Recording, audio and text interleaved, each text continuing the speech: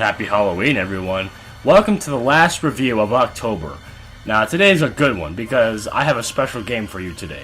This is Condemned: Criminal Origins for the Xbox 360. Developed by Monolith Productions and released in 2005, this is a survival horror game which you all should be playing. It has a nice mix of a realistic feel and supernatural elements in it.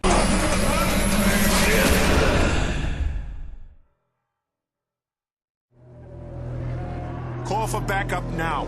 The game starts off like an episode of Castle or CSI. You are Ethan Thomas, an FBI investigator who's sent to check out this brutal crime scene. This is where the game introduces all the little gadgets that you're going to use throughout the entire game. The nice thing about this game is that you don't have to flip through all your tools. Whenever you come up in a section that requires a certain tool, the game chooses it for you, which is really nice because you're not spending 5 minutes flipping through tools. Now, when you're using the tools, you really have to look in the crime scene because the game just won't give stuff away for you, which is really nice, but at the same time, it can get really frustrating when you think you've looked everywhere and all you missed is this tiny little spot on some dude's neck. That doesn't happen very much, but when it does happen, it can be really frustrating. If there's one thing I really do like about this game, is how they treated all the serial killers.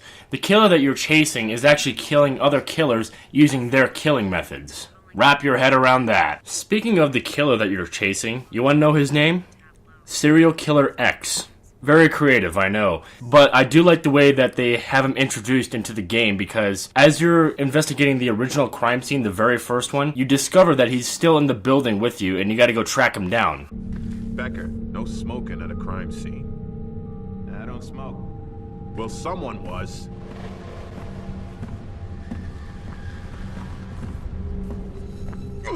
It's coming from in here. He's right above us. Call for backup now. This is Officer Becker. We need backup immediately. 4th and Stark. Potential homicide suspect still in building. Officers are on their way. ETA 10 minutes. Copy that. Becker and I will head up the fire escape. You wait here for backup. I also really do like the way they introduce the serial killer when you're trying to turn on the lights.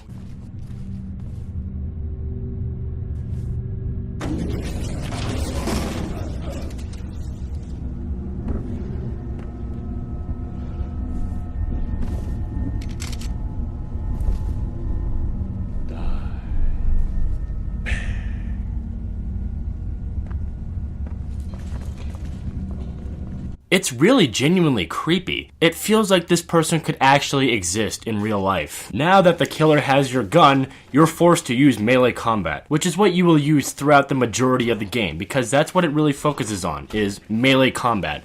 And here it's done really well. You're still able to pick up guns, but most of the time you're gonna find a lead pipe or something to hit someone with. I really do like the enemies in this game too.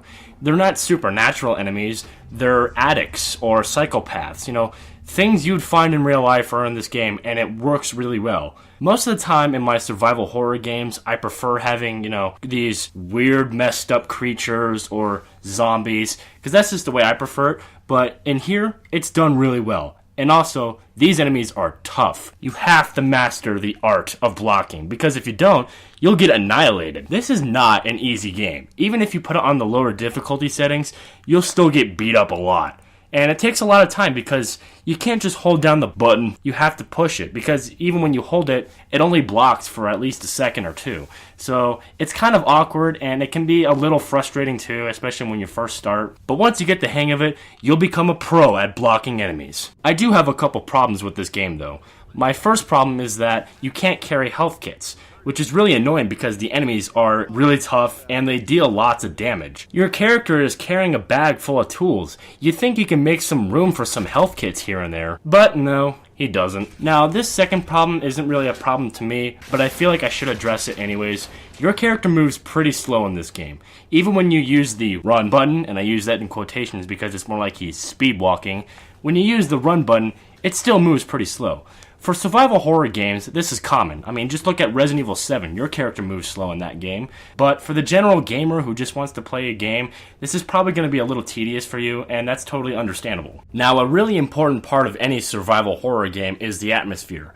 And thankfully, the atmosphere in Condemned is awesome. It's got this heavy feeling towards it. The ambience and the environments complement each other really well in this game. This is also another dark game like Doom 3, so you're going to be really relying on your flashlight for most of the time, if not all the time, because apparently all the power generators in this entire city have been knocked out, which I find really funny. Now, there will be occasions where you'll be able to turn on lights, which is really nice because you can see just a little bit more, but even with the lights on, this game is still very dark. One aspect that could have definitely been improved with Condemned is the music department, because while it's not bad, it's just not all that memorable, and having a good scary soundtrack really does help a horror game. There are no better examples than the Resident Evil and Silent Hill series. They have my favorite music in the entire genre. That's all that really needs to be said about Condemned. In conclusion, this is a great survival horror game that all of you should be playing, and also one of the more original ones. So thank you guys for watching, and I'll see you in another video. And happy Halloween!